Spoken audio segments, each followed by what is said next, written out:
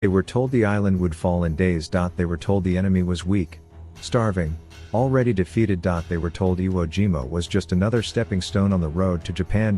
What they were not told was that the island was already dead. And it was waiting for the M. In February 1945. In the final, brutal months of World War II, a tiny volcanic island in the Pacific became the stage for one of the most savage battles in human history. Iwo Jima was only 8 square miles of black sand and jagged rock. But beneath that surface, an entire world had been carved into the stone. A world of tunnels, bunkers, firing positions, and killing zones. Because unlike every battle before it, the Japanese defenders of Iwo Jima were not planning to win. They were planning to make the enemy bleed. To understand why Iwo Jima became a slaughterhouse, we must go back to the mind of the man who prepared it. General Kuribayashi was not a fanatic. He was not reckless.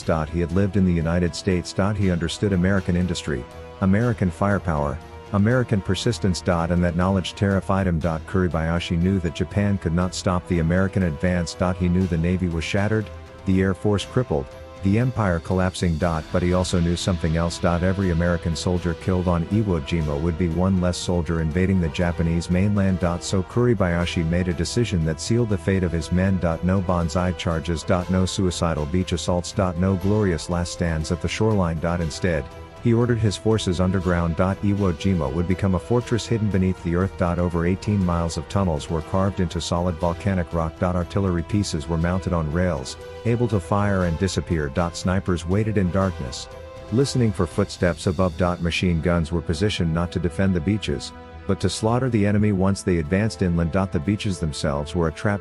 When American planners studied Iwo Jima, they believed the landings would be relatively light. Preliminary bombardments were unleashed with unimaginable force. For days, battleships and bombers pounded the island. Thousands of tons of explosives turned the surface into a wasteland. From the air, Iwo Jima looked dead. Silent. No return fire. No visible resistance. The illusion was perfect. On February 19, 1945, the first wave of U.S. Marines hit the beaches. The sand swallowed their boots. Volcanic ash offered no cover, no traction, no protection. And still, the island remained silent. No gunfire. No explosions. Some Marines believed the Japanese were gone. They were wrong. The moment the beaches filled with men, vehicles, and supplies, Kuribayashi gave the order. And hell opened. The ground erupted with gunfire. Machine guns fired from hidden bunkers. Artillery shells slammed into the crowded shoreline. Mortars rained down with surgical precision. There was no single direction of attack. The enemy was everywhere and nowhere. Marines fell before they even fired a shot. Corpses piled on the black sand, blending into the ash. Blood turned the beach into mud. And still, the waves kept coming. Iwo Jima was not defended like a traditional battlefield. It was designed as a meat grinder. The Japanese allowed the Americans to land. They allowed them to advance. They waited until retreat was impossible. Then they closed the trap. For every bunker destroyed, 3 more opened fire. For every hill captured, tunnels delivered fresh defenders behind American lines. Mount Suribachi loomed over the battlefield like a god of death. Its slopes were honeycombed with hidden positions. Every step forward was paid for in lives. This was not war of movement. It was war of exhaustion. A war measured in yards. A war fought with flamethrowers, grenades, bayonets, and bare hands. The Marines adapted. They learned that silence meant danger. They learned that every rock could hide a rifle barrel. Every shadow could be a firing slit. They stopped charging. They crawled. They burned bunkers alive. They sealed tunnel entrances with explosives. And still, the defenders fought on. Japanese soldiers went days without food or water. They fought with shattered limbs. They refused surrender. Not because they expected victory. But because their mission was clear. Delay the enemy. Die where you stand. Take as many with you as possible. The island became a graveyard before the battle was even halfway over. By the time Mount Suribachi was finally captured and the flag raised, the battle was far from finished. The image would become iconic. But the truth was darker. Iwo Jima did not break. The fighting only intensified inland. Hills were taken and retaken. Tunnels collapsed, only to reveal new firing points beneath. The air stank of sulfur, smoke, and death. Sleep was impossible. The wounded screamed through the night. And the dead were everywhere. By March, Iwo Jima had consumed nearly everyone who fought for it. Of the 21,000 Japanese defenders, almost all were dead. Fewer than 300 surrendered. Of the 70,000 Americans who landed, over 26,000 were casualties. Iwo Jima was the only battle in Marine Corps history where American casualties exceeded enemy casualties. And still, The island mattered. Iwo Jima's airfields would allow damaged bombers to land. They would save thousands of aircrew lives. But the price paid for that advantage was staggering. Iwo Jima was not just a battle. It was a warning. A glimpse of what awaited if the Allies invaded Japan itself. And as the smoke cleared over the black sand, one truth became unavoidable. If this was the cost of one island, what would the cost of an entire nation be? By the second week of the battle, the Marines realized a terrible truth. Iwo Jima could not be conquered from the surface. The island was not defended above ground. It was defended below it. What the Americans were fighting was not an army. They were fighting a living organism. A subterranean system designed to absorb punishment and strike back endlessly. General Kuribayashi's tunnel network transformed the battlefield into a nightmare without front lines. There was no rear area. No safe zone. A position cleared in the morning could be lethal again by nightfall. Japanese soldiers moved unseen through the tunnels, reappearing behind American units, attacking supply lines, targeting medics, engineers, and flamethrower teams. The psychological toll was immense. Marines described the feeling of being hunted by ghosts. They could hear voices beneath their feet. They could hear coughing, whispers, metal scraping stone. But they could not see the enemy. Sleep deprivation became as deadly as bullets. Men slept in shifts, weapons clutched to their chests, boots still on, knowing that a silent infiltration could come at any moment. The island itself seemed alive. Volcanic vents released sulfurous gas that burned the lungs. Explosions shook loose rocks that crushed the wounded. The terrain destroyed equipment and broke bodies. The black sand swallowed foxholes, forcing Marines to dig again and again under fire. Corpsmen worked without pause, crawling through fire to reach the wounded, often unarmed, often dying beside the men they tried to save. Flamethrower operators became prime targets. They were the only weapon capable of clearing bunkers and tunnels. But they were also walking torches. A single bullet could ignite their tanks, turning them into fireballs. Many Marines refused the role, knowing the life expectancy was measured in minutes. And yet some volunteered anyway. Because without them, the advance would stop. Combat became intimate and brutal. Grenades were tossed blindly into openings. Bayonets were used in pitch darkness. Hand-to-hand fights erupted suddenly inside tunnels, where bullets ricocheted and screams echoed endlessly. The enemy rarely retreated. They fought until buried alive or burned out. The concept of surrender barely existed. Japanese soldiers believed capture meant shame worse than death. And Kuribayashi reinforced that belief. He forbade mass suicide charges because they wasted lives. But he demanded resistance until the end. Every man was to become a weapon. Every death was to be delayed until it inflicted maximum damage. For the Marines, the moral weight grew heavier each day. There were moments when wounded Japanese soldiers feigned death, only to detonate grenades when approached. There were booby traps attached to bodies, weapons, even water cans. Trust disappeared. Mercy became dangerous. The line between survival and cruelty blurred quickly. And yet, humanity still surfaced. Some Marines reported moments of silence, where both sides paused,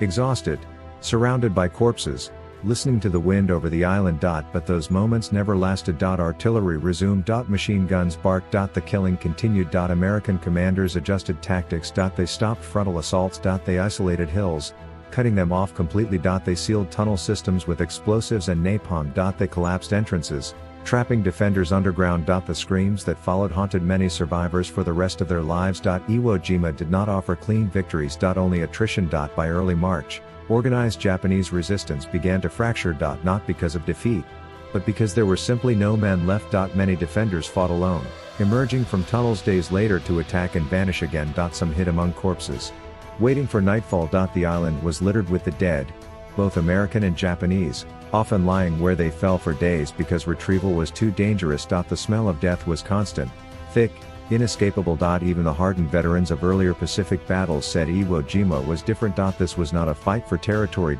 This was a fight for endurance. A test of how much suffering a human being could absorb before breaking. And still, Kuribayashi refused to surrender. He remained underground, directing the defense through runners and cables, moving constantly to avoid detection. He knew the outcome. But his mission was never victory. His mission was demonstration. To show the Americans what an invasion of Japan would cost. And that message was being written in blood. As March progressed, the battle for Iwo Jima showed no signs of slowing. The Marines, having fought through days of unimaginable suffering, had taken nearly every key position on the island. Yet, victory seemed elusive. The Americans had not conquered Iwo Jima in any traditional sense.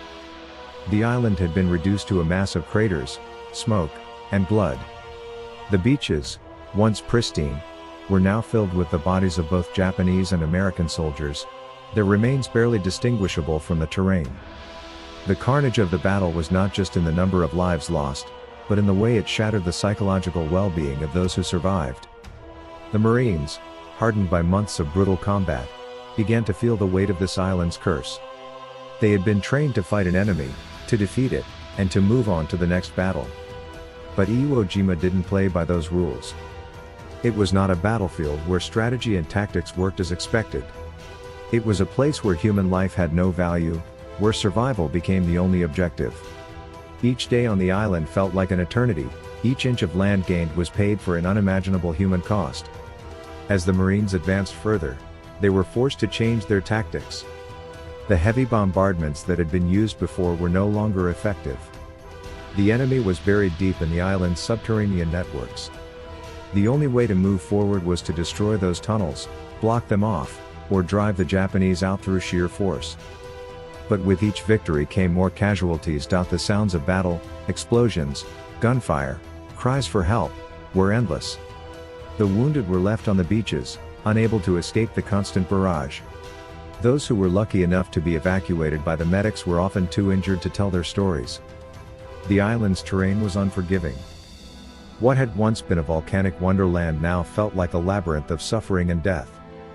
For every inch of land the Marines gained, another hilltop was fortified with Japanese defenders waiting to strike back.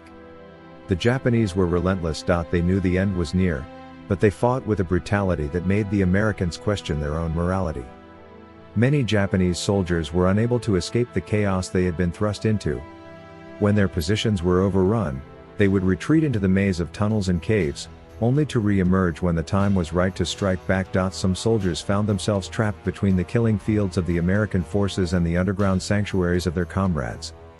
For these men, survival had become a fleeting dream. Yet for some, survival was not an option.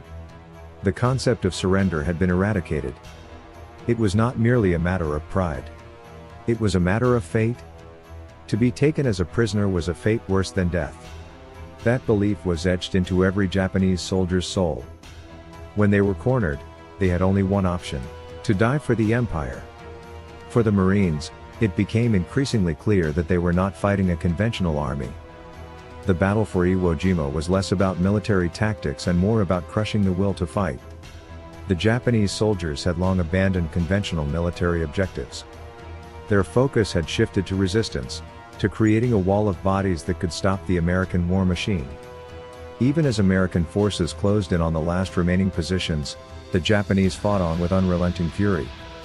The island's final moments became a series of last-ditch attempts to turn the tide, each more desperate than the last.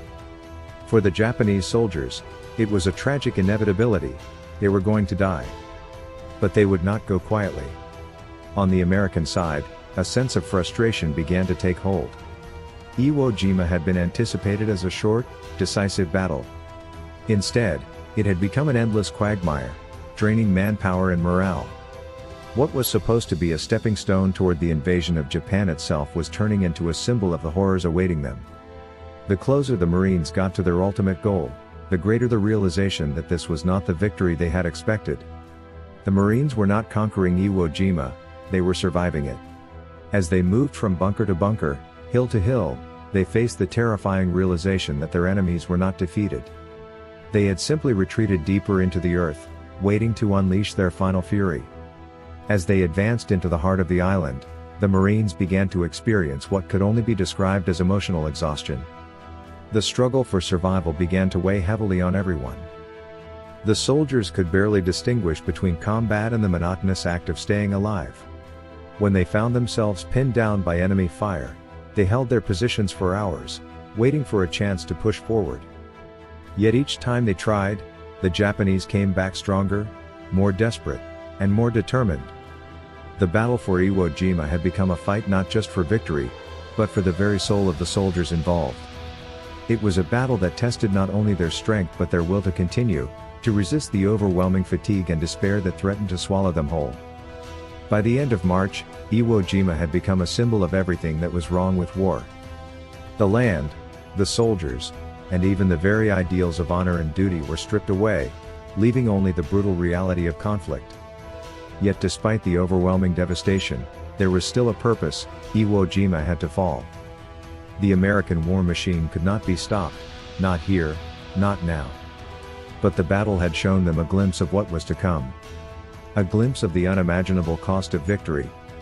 In the end, Iwo Jima's fate was sealed, but the story of its destruction had only just begun to haunt those who survived it. By the final days of March 1945, the battle for Iwo Jima had officially been declared over. But for those who had survived it, the war did not end there. The island remained alive with danger. Even after organized Japanese resistance was considered crushed, isolated soldiers continued to emerge from tunnels and hidden chambers, launching surprise attacks weeks and even months later. Iwo Jima refused to release its dead or its living. The ground itself seemed cursed, holding on to the echoes of gunfire, screams, and explosions long after the last major firefight ended. For the American forces, victory came at an almost unbearable price. More than 26,000 Marines had been wounded or killed. Nearly 1 in 3 men who landed on the island became a casualty. Entire units were erased. Commanders who had survived multiple campaigns were left shaken, their confidence broken by the relentless brutality of the battle. The iconic image of the flag raised on Mount Suribachi had traveled the world, becoming a symbol of triumph and hope, yet it concealed a darker truth. That moment did not signal the end of the fighting. In fact, some of the bloodiest battles occurred after the flag was raised. The photograph immortalized victory, but it could not capture the fear, the exhaustion, or the endless suffering that defined the days that followed. For the Japanese, Iwo Jima was a sacrifice beyond comprehension. Of the more than 20,000 defenders, only a few hundred were captured alive. The rest died in tunnels, bunkers, and final suicidal charges against American positions. Many never saw the enemy face to face. They died underground, suffocated, burned, or buried alive as explosives collapsed their defensive networks. General Kuribayashi, the architect of the island's defense, disappeared into the chaos of the final days. His body was never officially identified.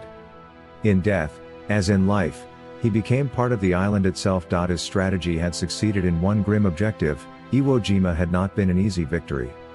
It had inflicted such devastating losses that American planners were forced to reconsider what an invasion of the Japanese mainland would truly cost. The island became a warning written in blood. For the United States, Iwo Jima proved its strategic value in the months that followed.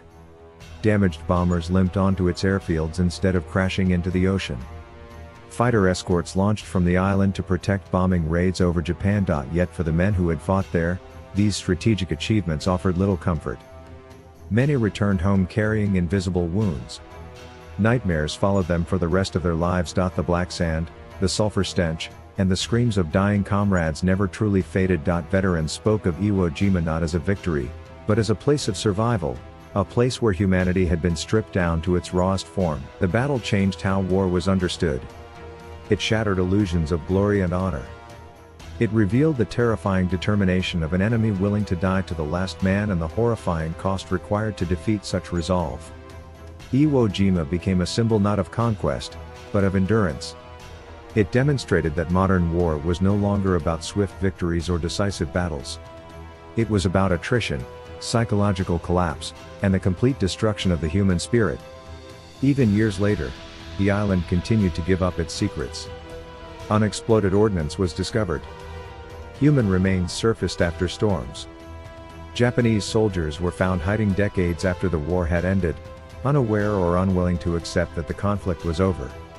Iwo Jima existed outside of time, frozen in the moment of its greatest suffering.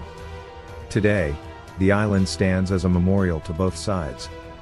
It reminds the world of the price paid when nations choose total war. It forces us to confront uncomfortable truths about courage, sacrifice, and the limits of human endurance. The Battle of Iwo Jima was not just a clash of armies.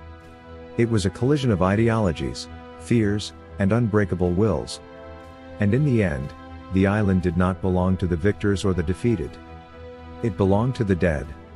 An island that consumed tens of thousands of lives and demanded everything in return. Iwo Jima was captured, but it was never truly conquered. It remains a silent witness to the darkest depths of war, a place that proved some battles are won only by those who survive them, and even then, at a cost that can never be repaid.